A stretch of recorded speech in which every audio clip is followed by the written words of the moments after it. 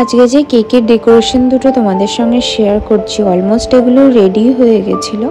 একটু একটু ডেকোরেশন বাকি ছিল।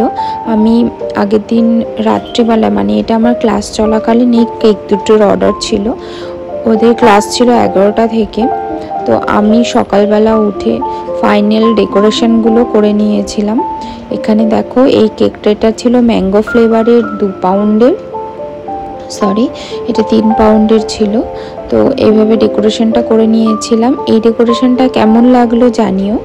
আর সেকেন্ড ছিল, এটা একটা রিপিটেড ক্লায়েন্টের কেক, এটা ব্ল্যাক ফরেস্ট ফ্লেভারের ছিল। এটাও সকালবেলাতেই আমি কমপ্লিট করে রেখেছিলাম। আমি ফন্ডেন্ট টপারটা আগের দিন বানিয়ে রেখেছিলাম, আর বাটারফ্লাইগুলো নন এডিবল ছিল, এগুলো কাটিং করে রেখেছিলাম। তারপরে ফন্ডেন্টটা বসিয়ে আর ওপরে এভাবে করে নন এডিবল বল দিয়ে আর বাটারফ্লাই আর স্প্রিঙ্কেল দিয়ে কেকটা পুরো ফাইনাল ফিনিশিং করেছিলাম।